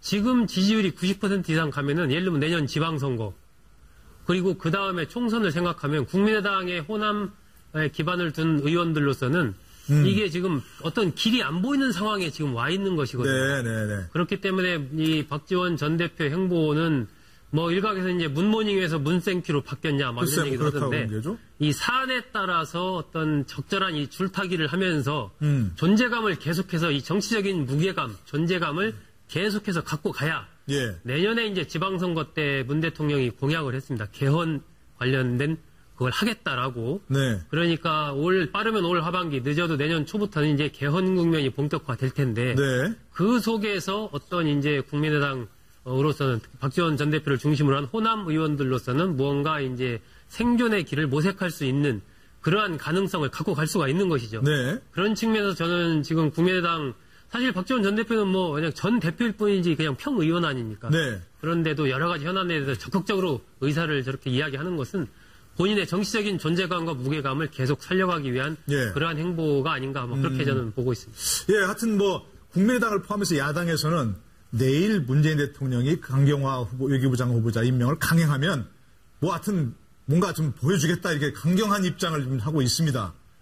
국민의당이 다른 야당과 좀 달리 나올 가능성도 있을까? 이런 걸 보면 어떻게 판단하십니까? 가능성이 있지 않을까요? 어떻게요? 일단 지금 말씀하신 대로 호남 지역 99% 지지인데요. 네. 단순히 99%도 놀라운 일입니다만 일주일 전에 94%였습니다. 그것도 예. 물론 굉장히 높은 것이죠. 더 높아졌네요. 네, 94가 95로 무려 5%포인트나 일주일 만에 상승했다라는 것은 네네. 굉장히 큰 변화로 보이고요. 또한 두 번째가 박지원 전 대표가 굉장히 노련한 정치인 아니겠습니까? 그런데 굳이 지금 강경화 후보 임명에 대해서 네. 지금 이렇게 논란이 되고 여러 가지 이야기 나오는 상황에서 이렇게 안철수 대통령 됐을 때까지 말하면서까지 네. 문재인 대통령에 대해서 이렇게 우호적인 이야기를 한다는 것 자체가 혹시라도 국민의당이 이른바 두 갈래 길을 다 준비하고 있는 게 아니겠느냐. 어떤 두 갈래 길이요? 호남 지역 의원 같은 경우에는 호남 지역에서의 현재 여당 문재인 대통령 지지도를 신경 쓸 수밖에 없기 때문에 네. 아무래도 수도권 지역의 지역구를 둔 국민의당 의원이나 비례대표 의원보다는 고민이 더 많을 겁니다. 네. 그렇다면은 결정적인 순간에 이낙연 총리 임명 동의와 마찬가지로 네. 강경화 후보자의 그 임명에 대해서도 인사청문 경과보고서 채택에 동의를 해주지 않을까 그런 가능성은 충분히 있어 보이고요. 네, 또 네. 하나 마지막으로 간단히 말씀드리면 이 문재인 대통령을 지지하는 이유를 이제 그 해당 같은 여론조사 기관에서 했는데요. 첫 번째가 소통, 국민통합 노력입니다. 두 번째가 일자리 창출이고요. 네. 세 번째가 놀랍게도 인사입니다. 네, 네. 인사를 잘했기 때문에 문재인 대통령을 지지한다는 것이 공동 2등이거든요. 네, 네. 그렇다면 이 부분도 뭐 여론조사 결과를 꼼꼼히 한국별로 야당, 특히나 국민의당도 봐야 되지 않을까 싶습니다. 네네. 이렇게 국민의당도 뭔가 어쨌든 호남에서의 문재인 대통령 지지를 의식할 수밖에 없다면 야당에 뭔가 문재인 대통령이 이렇게 보면 명분을 좀 줄 필요가 있지 않을까요? 이런 사실을 풀기 위해서? 예, 인사에서 그랬으면 참 좋았을 거다라는 네. 생각이 듭니다. 아쉽죠? 인사의 어떤 부분들을 좀 추천해달라라고 이제 국민의당이나 또 야당에 이렇게 보여줄 수 있었는데 네, 네. 지금은 인사는 좀 늦은 것 같고요. 네. 어떤 의미에서는 아까 말씀하셨던 개헌 문제라든지 앞으로 큰 어젠다에 대해서 국민의당에 제안할 걸 국민의당에 갖고 있는 어떤 정책, 네. 제안 이런 것들을 받아들이는 그런 수순이 되지 않을까 싶습니다. 네네네. 내일 지나서 전국이 또 이제 여야가 강대강으로 부딪힐 가능성이 높다고 전망이 되는데 이걸 풀어갈 문재인 대통령의 보관 뭐가 있을까요? 이건?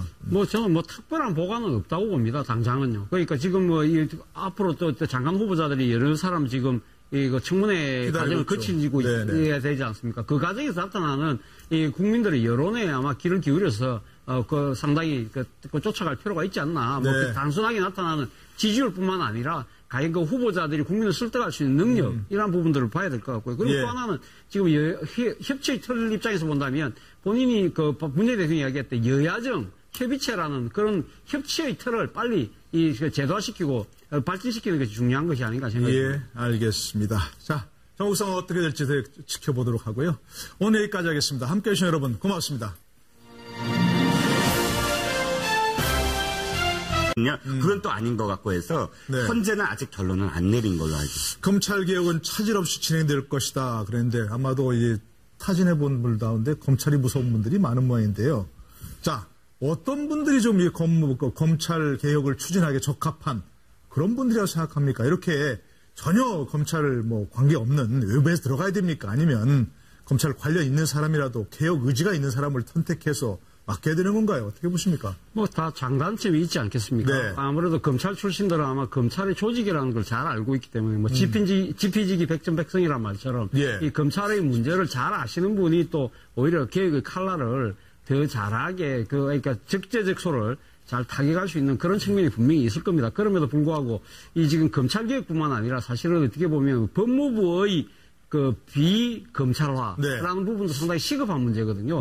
그런 측면에서 본다고 한다면 저는 문재인 대통령께서 아무래도 검찰 출신보다는 검찰 출신이 아니면서도 이 검찰의 문제나 우리 전체의 법조의 문제를 잘 아시는 분을 선택하지 않을까 하는 생각이 듭니다. 그래서 이와 관련해서 나도는 이야기 중에 하나가 예를 들면 결국 이번에 안경환 후보자가 검증의 문제에 낙마를 했다고 한다면 검증 부분에 상당히 나름대로 관리를 잘해온다고 우리가 볼 수 있는 이 현역 정치인들을 중심으로 아마 좀 그렇게 후보자가 좀 인선의 폭이 좁혀지는 것이 아닌가 하는 생각이 예를 들면 뭐 박범계 의원이라든지 박범계 의원은 또 판사 출신이니까 검찰하고는 조금 거리는 있습니다만 법조는 잘 아는 분이고요. 그리고 또 한 계속 물망에 올랐었죠. 물망에 오르고 있죠. 그리고 또 완전히 지금 고시 출신은 아니지만 그러나 법사위에서 또 희귀한 또 활동을 보여줬던 뭐 박영선 의원도 아마 지금 물망에 오르고 있는 것 같고요. 그리고 지금 국회 사무총장을 맡고 있는 우윤근 전 의원도 아마 물망에 오르고 있기 때문에 저는 뭐 이분들을 포함해서 저는 정치권 출신 중에서 검찰을 잘 알고 개혁 의지가 높은 분들 중에서 한 분이 낙점되지 않을까라는 생각을 조심스럽게 해봅니다. 네, 어쨌든 후임자가 또 누가 추천될지 지켜봐야 할 부분인데요. 자, 지금 또 한 가지 이제 전국에 요동칠 수 있는 사안이 있습니다. 오늘까지 청문 보고서를 다시 보내달라 재요청했는데 오늘까지 시한입니다. 자, 아시는 강경화 외교부 장관 후보자 얘기입니다. 자, 지금 뭐 오늘까지 청문 보고서 보내달라 요청했다는 것은 오늘 지나면 임명하겠다 이런 의제 표시겠죠? 그렇습니다. 그리고 뭐 문 대통령이 원래 이제 20일 안에 그 국회에서 청문 보고서 채택을 안 하면 10일 범위 내에서 대통령이 다시 또 재송부를 할 수 있지 않습니까? 그렇죠. 그런데 한 3일 여유를 줬는데 결국 주말 제외하면 사실상 뭐 그 별 의미가 없는 거예요. 그렇게 본다면 대통령으로서는 강경화 후보자에 대한 임명 결정을 어느 정도 좀 내심 내렸다라고 보여지고 지난 15일 날 그 수석 보좌관 회의에서 이미 문 대통령이 국민을 보고 가겠다라고 표현을 하면서 사실 그 얘기는 지금 야3당은 이제 강경화 후보자에 대해서 부적격하다라고 전부 반대를 하고 있지 않습니까?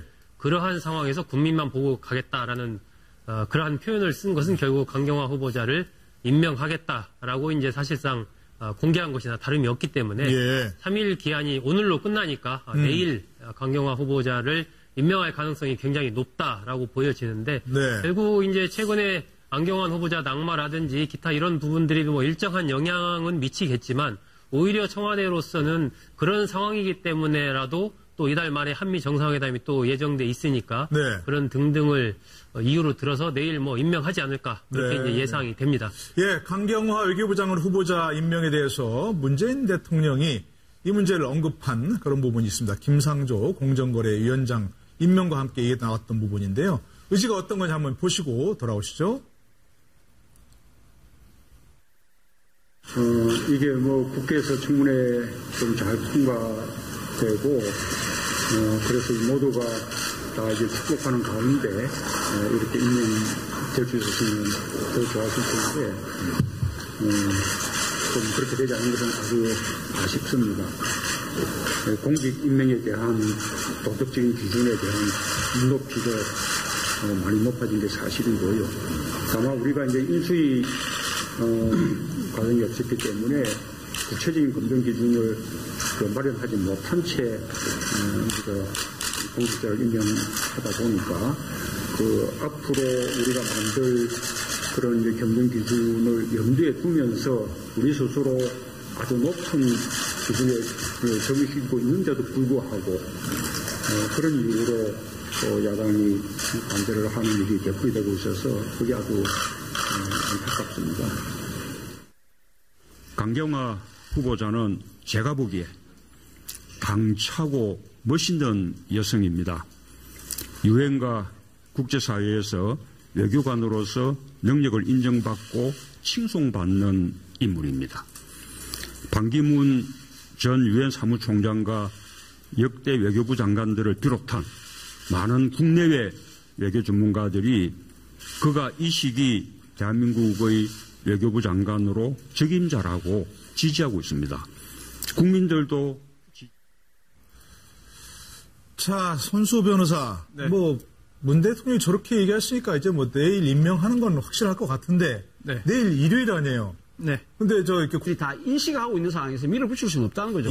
바로 그러한 것이 어제 안경환 법무장관 후보자가 스스로 자진 철회를 한 것도 결국 청와대의 뜻도 상당히 아마 저는 읽었기 때문에 그런 것이 아닌가 생각이 들기 때문에 저는 문재인 대통령과 청와대도 아무리 고공행진을 하고 지지율이 높다고 하더라도 이 청문회 과정에서 제대로 소명되지 못하고 국민들이 생각했을 때 고개를 가로젓는 그런 예. 후보자일 경우에는 아마 계속적으로 강행하기는 힘들지 않을까 생각이 듭니다. 예, 어쨌든 뭐 청문회를 보고 국민들이 느끼는 그런 국민 여론이 중요하겠다 이런 말씀이시고요. 이걸 또 그 부분 지켜보도록 하죠. 자, 조금 이제 그 화제를 조금 가벼운 걸로 돌려볼까요? 대한적십자사 총재 김성주 총재 여러분 기억나십니까? 여성 총재가 됐었는데요. 임기를 3개월 정도 남겼는데 사의를 표명했다 얘기입니다. 관련된 내용 한번 좀 보시고 돌아와서 얘기 나누도록 하죠. 저를 이 자리에 불러주신 우리 박근혜니까 그리고 이 나라에 감사드립니다. 사실 저는 정말 정치파도 모르고요. 제가 사실 선대위라고 저 선대위가 뭔데요? 하고 질문한 사람이 그럴 정도 무식거리입니다. 전 너무 훌륭하고 또 개인적 여성으로서 너무 연민이 가고요. 그러니까 저는 요새 언니라고 부르기 시작해요. 왜냐하면 너무 훌륭하기 때문에. 저는 아버지로 몸을 생각을 각오하고 들어갔고 또 저는 분당 후에 반드시 사업으로 복귀할 거기 때문에 저는 기대하는 게 없기 때문에 더 제가 정직할 수 있고 더 스트레이트포워드, 더 저희가 직선적일 수 있고 하나밖에 안 남았기 때문에. 네, 이번 적십자사 회장 그만두신 김성주 회장은 그때 임명 과정에서 상당히 좀 화제를 뿌렸어요. 그렇죠? 기업인이었고 여성이었고 또 대선 과정에서 박근혜 대통령을 강력하게 지지했던 뭐 그런 분이어서 정권 교체가 영향을 미친 걸까요? 어떻게 보십니까? 뭐 그런 측면이 있다라고 봐야 되겠죠. 네. 그 당시에 뭐 최연소 총재이기도 했는데 2012년 그 대선 때 그 선대위원장을 공동으로 지냈었죠 그때. 네. 네, 그러면서 박 전 대통령과 굉장히 가까운 관계로 그렇게 알려져 있었고 뭐 사석에서는 뭐 공사석에도 이른바 그레이스 박 언니다 뭐 이렇게 칭할 정도로 여러 가지 친분이 있었던 것으로 알려져 있기 때문에 네. 뭐 적십자 회비를 그때 5년인가 뭐 하나도 내지를 않았는데도 당시 적십자 총재 지금은 이제 회장을 하고 명칭이 그렇죠. 바뀌었습니다. 예전에 총재라고 했다는 그 당시에는 거죠? 총재라고 했었는데 총재 임명이 되면서 정치적인 이른바 낙하산 아니냐 그 당시에도 논란이 많이 있었죠. 자, 그런데 물론 이제 뭐 이런 보훈 인사 차원에서 이렇게 됐다면 뭐 당연히 정권 교체가 되면 물러나면 좋겠지만 물러나야 되는 것이고 그런데 일반적으로 어떤 임기가 정해진 사람들은 이렇게 정권이 바뀌더라도 임기를 보장하는 게 좋지 않느냐 이런 얘기도 있습니다. 그래서 그러니까 이게 지금 현 정부가 만약에 압력을 넣어서 3개월 남았으니까 먼저 뭐 이렇게 스스로 사퇴해라라고 한다면 사실상 다른 부분도 마찬가지거든요. 네. 낙하산 인사라고 해서 뭐 그 공기업들의 감사 자리나 혹은 또 사회이사들 이런 그런 이 정부에서 이제 이렇게 그 낙하산 인사 한 부분들 네. 이제 정권이 바뀌면 언제나 이렇게 그 임기 다 못 채우는 경우가 있습니다. 그런데 아직까지 제가 보기에는 지금 김성주 회장에게 현 정부가 뭐 이렇게 압력을 넣었다 이런 어떤 느낌은 없어요. 그런데 아마도 지금 사실 그 김성주 회장이 총재로 이제 낙점이 되고 이제 임명이 됐을 때 최초의 기업인 총재다, 적십자사 총재다 이렇게 얘기를 했거든요. 지금까지 그 전까지는 적십자사 총재다 그러면 거의 총리급이었어요. 네, 기억하실지 모르지만 강영훈 전 총리 또 김상엽 전 총리 뭐 서영훈 예우 차원에서 그랬죠. 한한상 전 총리 또 그렇게 하는 이유 중에 하나가 또 남북 대화도 가능했거든요.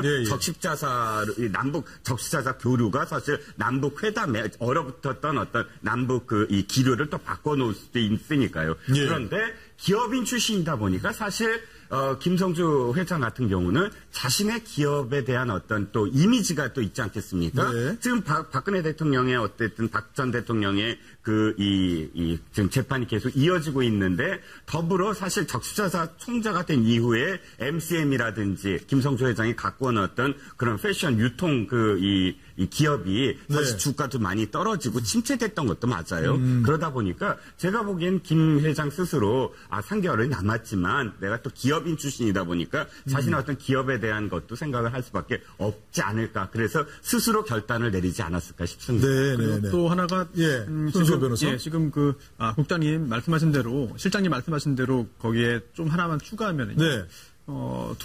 석 달 전이네요. 3월에 이제 그 김성주 회장이 운영하는 성주그룹이 공정위에 고발을 당합니다. 아, 그래요? 왜요? 네, 하청업체들이 있는데요. 그 하청업체 4곳이 이제 부도가 났습니다. 도산했는데, 그러면서 성주그룹에서 너무 불공정 행위를 그동안 했기 때문에 우리 회사가 부도날 수밖에 없었다라고 하면서 공정거래법 위반이라고 고발을 하는데요. 네. 아직까지 그 조사 결과가 나오진 않았습니다만 이처럼 여러 가지 그런 문제가 쌓이고 지금 더해지기 때문에 네. 부담을 굉장히 느껴서 지금 자리를 그만둔 것으로 보이고요. 네. 특히나 네. 이제 대한적십자사가 굉장히 중요한 역할을 합니다만 적십자사 회장이 정치적으로 뭐 큰 의미가 있는 것은 아니기 때문에 이번 정권에서 뭐 큰 그런 그 논란을 무릅쓰고 자리에서 물러나라고 그렇게 지시하거나 그렇게 공무원 임명해도 괜찮아요? 일요일날?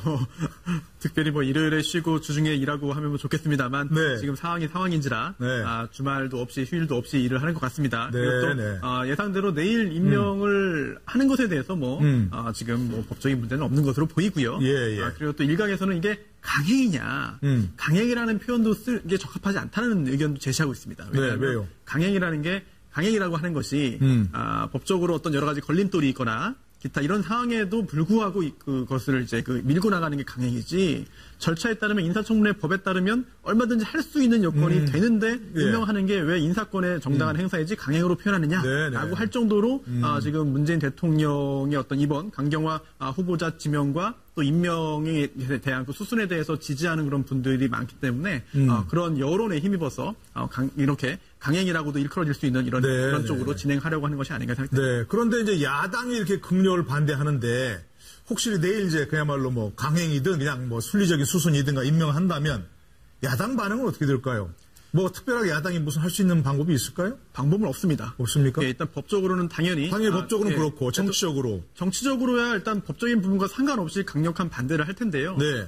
정치 전문가분들 많이 나와 계십니다만 과연 자유한국당 등이 진짜 그 의사 일정을 전면 보이콧하고 정말 말 그대로 장애투쟁에 나설 것인가, 네. 나선다고 한다면 그게 명분이 있을 것인가, 그리고 또 그동안 강경화 후보자 등에 대해서 굉장히 날카로운 그런 비판도 하고 여러 가지 견제를 했는데 그래도 정당 지지율이 오히려 내려가면 내려갔지 올라가지 않고 있는 게 여러 가지 큰 고민거리일 것 같거든요. 네. 어떠한 결정을 야권이 할지 제가 볼 때 너무 강력하게 반발했다가는 오히려 더 역풍을 맞지 않을까 좀 우려가 됩니다. 자, 알겠습니다. 그런데 이제 문제가 또 아직 다 풀리지 않았습니다. 그렇죠? 그렇죠. 지금 청문회를 기다리고 있는 김상곤 교육부 장관 겸 부총리 후보자, 또 조대엽 노동부 장관 후보자, 이분들도 지금 여러 가지 의혹이 나오고 있는데 이분들의 또 차질 없이 계속 될까요? 어떻게 보십니까? 그분 이 전망은? 예, 박지원 국민의당 전 대표가 아까 SNS에 올린 글을 보면 이제 우리는 그물을 치고 기다리자, 대어들이 기다리고 있다.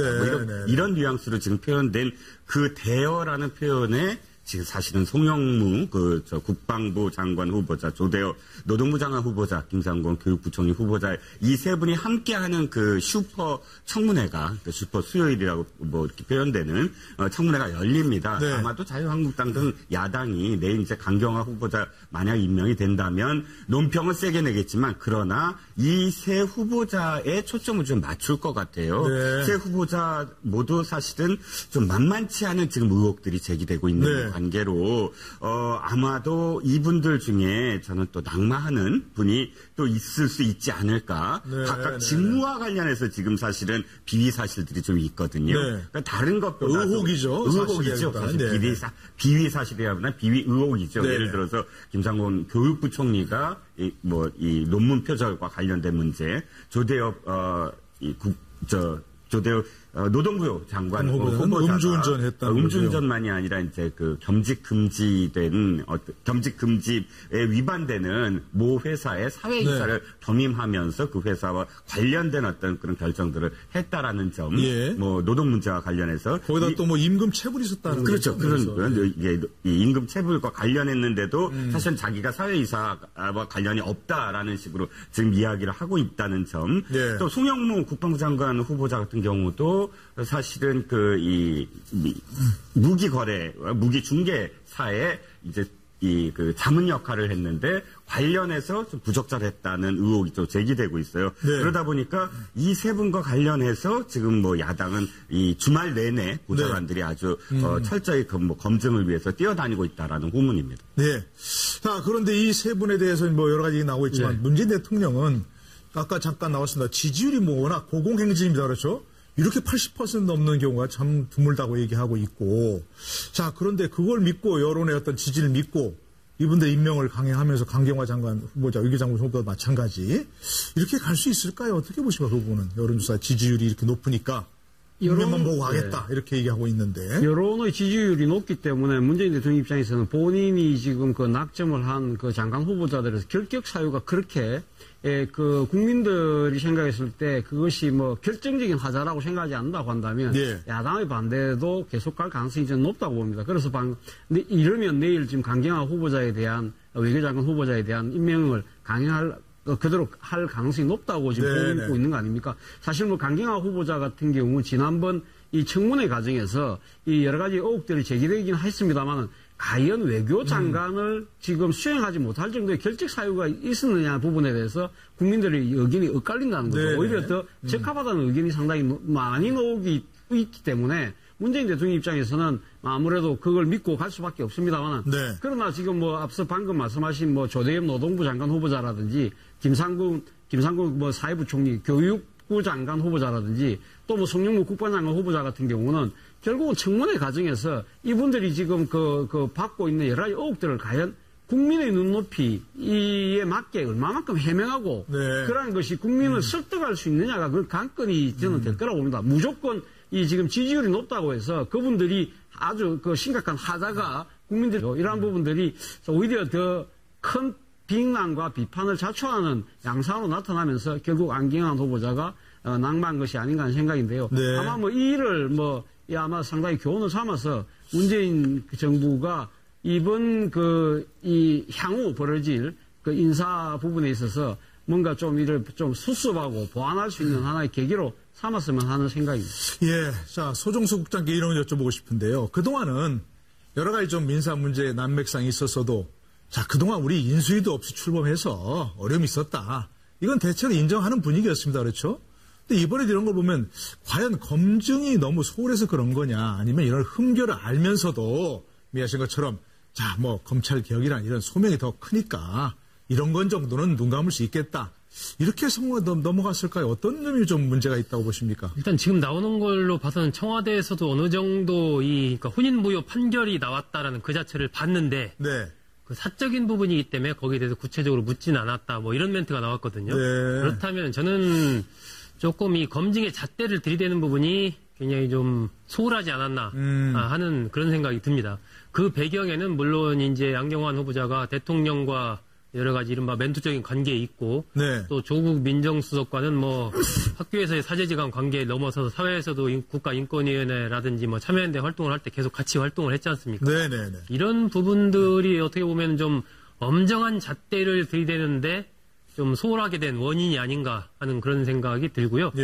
또 하나의 측면은 이게 이제 이번에 새로운 사람들이 어쨌건 민정 쪽도 다 이제 들어가서 검증 작업 이런 것을 할 텐데 이게 똑같은 사안이라도 예를 들어서 어떤 사안을 기자들이 들었을 때 5명이 들으면은 그 부분에 대해서 전부 다 저거 특종감이네 하고 쓰지 않거든. 누구는 특종감이라고 해서 쓰는 경우도 있지만 어떤 사람은 또 별거 아니다라고 넘기는 수도 있거든요. 그러니까 예를 들면 민정의 검증팀에서 과연 하나하나 사안을 볼 때 이것이 굉장히 중요한 문제가 될 수 있다. 라고 생각을 해서 그 하나하나를 꼼꼼하게 좀 검증을 했어야 되는데 그런 면에서 어떤 검증에 대한 기본적인 뭐랄까요 좀 검증 능력이라고 할까요? 이런 부분도 한번 자체적으로 제가 보기엔 청와대 민정 자체적으로 좀 점검을 할 필요가 있다. 그런 생각이 좀 듭니다. 개인적인 인연이 있어서 어떤 거 좀 소홀히 한 거 아니냐 이런 말씀 또 검증 기준이나 역량이 아직 확립된 거 아니냐 이런 좀 우려가 있다 이런 말씀이신데 자 이거 안경환 후보자뿐만이 아니고 나중에 또 얘기 나옵니다만 이번에 이제 인사청문회를 기다리고 있는 분들은 또 문재인 대통령과 개인적인 인연이 있어 이렇게 문재인 대통령이 직접 추천한 분들이다. 그래서 또 검증이 소홀할 수밖에 없었다. 이런 얘기도 있는데 그런 부분에 대한 생각은 손수호 변호사는 어떻게 보세요? 그렇지 않기를 바라는 마음이고요. 그렇지 않기를 바란다. 그러나 그렇다는 얘기입니까? 뭡니까? 아니요. 저는 알지 못하는데 만약 실제로 문재인 대통령과의 친분이 있기 때문에 검증을 소홀히 했다? 상상하기는 어렵습니다만 만약 그렇다고 한다면은 굉장히 큰 문제가 되겠죠. 국민들이 굉장히 많은 국민들이 지금 열렬하게 지지를 해주는 상황에서 정말 그런 일이 있었다고 한다면은 국민들의 지지에 반하는 행동일 겁니다. 그렇기 때문에 설마 청와대가 그렇게 하겠느냐 하는 생각을 우선 해볼 수 있겠고요. 그리고 또 이번에 검증을 제대로 못한 거 아니냐, 제대로 안 한 거 아니냐라고 하는 비난을 받을 수밖에 없습니다. 그렇다면은 앞으로도 이제 새롭게 이제 인선 작업을 해서 또 후보자들을 이제 발표를 할 텐데요. 다시 한번 똑같은 그런 비난을 받지 않도록 하는 게 중요할 것 같습니다. 네. 이미 안경환 후보자가 자진해서 사퇴를 했기 때문에 이번 문제는 일단 그 봉합이 됐습니다만 만약에 유사한 문제가 또 생긴다고 한다면은 그때는 국민들이 더 매섭게 질책을 할 수밖에 없거든요. 네. 네, 재발하지 않도록 반복되지 않도록 하는 것이 중요한 상황인 것 같습니다. 예. 자, 그런데 이제 뭐 안경환 후보자는 일단 사퇴했고요. 그래서 이제 후임자를 또 낙점하는 게 문제가 될 텐데. 어쨌든 지금 뭐 검찰 개혁을 위해서 이렇게 뭐 그야말로 검찰 출신도 아니고 뭐 이른바 그 법조 3년에 속한 뭐 그런 분도 아닌데 이렇게 했습니다. 앞으로도 그런 기조를 이어갈까요? 그건 어떻게 보세요? 그러면 일단 그 문재인 대통령이 가장 사실 3대 개혁이라고 하지 않습니까? 네. 군 개혁과 그다음에 검찰 개혁, 뭐 교육 개혁까지 포함을 한다면 네. 가장 큰 개혁이라고 생각하고 있는 이 검찰 개혁에 있어서 미리 하나의 어떤 플랜을 지금 큰 그림을 그려놓은 상태인 건 맞는 것 같아요. 그러니까 스스로 내부적으로는 절대로 개혁을 못한다. 그러면 비법조인이 돼야 된다라는 예. 그런 그림 하에서 많은 그 비법조인, 법조계의 그 비법조인 그 후보자들을 타진을 했던 걸로 지금 들려오고 있습니다. 그렇습니까? 그런데 네. 또 많은 분들이 고사하는, 그러니까 뭐 꼭 어떤 이유가 있어서가 아니라, 실제로 그런 어떤 대의를, 할 수가 없다. 그든지 혹은, 검찰의 어떤 그런 그 인맥이라든지 이것이 있어서 안 된다든지 또 자신 스스로 적합하지 않다든지 여러 가지 이유를 대서 또 몇몇 분들이 계속 그 고사를 하는 와중에 안경환 후보자가 이렇게 낙마를 해서 청와대에서는 내심 좀 곤혹스러운 어떤 그런 이 상황인 걸로 들려와요. 왜냐하면 네. 그 기절을 계속 유지할 건가. 기절을 유지하려고 하나 보니까 기존의 그런 이 인적 툴에 있어서 굉장히 굉장히 또 적어지는 어떤 상황이라 지금은 사실은 고민 중으로 알고 있습니다. 계속 가져가려니 사람은 네. 없고 그렇게 또 바꾸자니 스스로 내부적인 또 검찰에서 찾은. 안녕하십니까. 2월 17일 토요일 시사 스페셜 노동일입니다. 네, 새 정부 국무위원 인선을 둘러싸고 전국이 요동치고 있죠. 오늘도 전국 상황 자세하게 짚어보기 위해서 네 분의 전문가와 함께 하십니다. 제 오른쪽으로는 이종근 데일리안 논설실장, 소종섭 전 시사저널 편집국장 나오셨고요. 제 왼쪽으로는 차재원 부산 가톨릭대 교수, 손수호 변호사 네 분 함께 하십니다. 어서 오십시오. 안녕하세요. 네, 반갑습니다. 네, 안경환 법무부 장관 후보자 어제 결국 사퇴하고 말았습니다. 함께 관련 화면 보시고 돌아오셔서 얘기 나누겠습니다. 그 70년 인생을 되돌아볼 때 제가 저지른 가장 큰 잘못은 저의 20대 중반 청년 시절에 저질렀던 일입니다. 입에 담기조차 부끄러운 그 일은 전적으로 저의 잘못으로 변명의 여지가 없는 행위였습니다. 이 모든 사실은 제 아내도 잘 알고 있습니다. 기회가 주어진다면 저에게 주어진 마지막 소명으로 생각하고 국민의 여망인 검찰개혁과 법무부의 탈검사화를 반드시 이루겠습니다. 저의 오래전 개인사는 분명히 저의 잘못입니다. 국회에서 열릴 인사청문회에서 제 70평생을 총체적으로 평가해 주시기 바랍니다. 네, 감사합니다. 예, 저 앞에 보신 화면은 이제 기자회견을 통해서 오전에 기자회견이었죠. 그러면서 인사청문회에 가서 저 3명 할 테니까 총체를 평가해달라 이렇게 의혹을 보였었는데 밤중에 9시간 만인가요? 그렇죠. 바꿔서 그만뒀습니다. 네. 무슨 사연이 있고 의미를 어떻게 보십니까? 일단 좀 전에 보셨던 기자회견 끝나자마자 카메라 기자들을 전부 다 철수시켰습니다. 그리고 네. 팬 기자만 남은 상황에서 일문일답이 있었는데요. 네. 거기서 무슨 얘기를 했냐면 그러니까 이제 녹음 녹화가 되지 그렇죠. 않은 상황에서 녹음 녹화되지 않은 상황에서 기자들이 질문을 했습니다. 과연 그러면 이 정부의 인사 검증에서 네. 이번 그 혼인과 관련된 그런 그 사문서 위조와 관련해서 이 검증이 됐느냐 이 사실을 이 정부가 알았느냐라고 물어봤을 때 이 안경환 후보자가 뭐라고 했냐면 지금으로부터 일주일 전에 문의가 와서 대답을 했다. 이렇게 표현을 했습니다. 그런데 8시, 저녁 한 8시쯤 그 청와대에서 기자들에게 고위 관계자 발로 밝힌 바에 따르면 우리는 검증하지 않았다. 그 사실을 몰랐다라고 얘기했거든요. 그렇다면 서로 이야기가 달라지는데 그 뜻을 어떻게 받아들일 수 있냐면 청와대에서는 책임지지 않겠다라고 받아들일 수 있는 대목이거든요. 그 다음부터는 서로 진실 공방이 벌어질 수 있는 측면이라 기자들은 바로 또 안 후보자에게 전화를 걸어서 청와대는 몰랐다는데 사실이 뭐냐라고 이제 물어보려고 전화 걸었는데 그 다음부터는 전화를 안 받았고 그 청와대 발표 이후부터 1시간 후에 안 후보자가 자진 사퇴의 그 변을 기자들에게 문자로 보냈습니다. 예, 뭐 이미 이제 후보직을 사퇴한 분이기 때문에 저희들이 뭐 굳이 또 한번 이렇게 깊이 얘기해 볼 필요는 없겠지만 그래도 이런 일이 왜 벌어졌는가 한번 돌아봐야 차후에 교훈으로 삼을 수 있지 않겠습니까? 예, 차재원 교수께서는 이런 사실들이 자 어떻게 뭐 해명 과정도 그렇고 이렇게 논란이 벌어진 과정 돌파보시면서 어떤 문제가 좀 핵심적인 문제가 있었다고 생각하십니까? 결국은 뭐 문재인 그 정부가 사실 출범하면서 여러 가지 그 이야기했던 그런 개혁들 부분에 있어서 상당히 그 개혁의 그 명분 뭐 이런 걸 갖다가 강조하다 보니까 이 그 뭐 책임자라고 생각했던 안경환 후보자를 비롯한 뭐 몇몇 분들에 대해서는 검증이나 이런 부분들이 조금 소홀하지 않았나 생각이 듭니다. 너무 그러니까 지금 이 그 국민들이 그 문재인 정부를 출범시켜줬던 여러 가지 이유 중에 하나가 이 지금 현재 적폐청산으로 대변되는 개혁의 드라이브라고 한다면 그러한 부분들에서 가장 잘할 책임자를 나는 내세웠다고 생각을 하겠지만 그러한 그 책임자라고 생각했던 분들이 이 살아온 여러 가지 그 행적이나 이력이 국민의 눈높이와 맞지 않는 분들이 있었을 경우에 여기에 대해서 어떻게 해야 될 것인지에 대해서 나름대로는 컨틴전시 플랜이라는 그런 비상대책이라는 부분에 대해서 조금 좀 소홀했던 것이 아닌가 하는 생각입니다.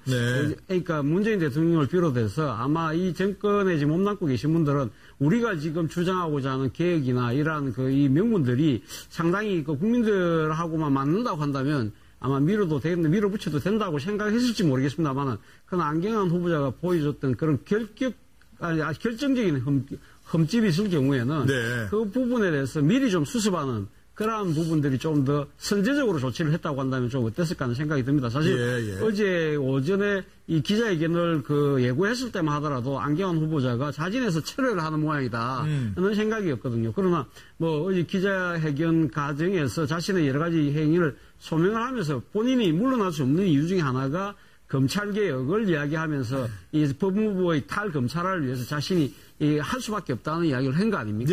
그러나 그 부분에 대해서 많은 국민들이 그 명분에는 인정을 하지만 그러나 그 일을 왜 꼭 안경환 후보자에만 할 수 있는 부분인가에 대해서 동의가 안 된 거죠.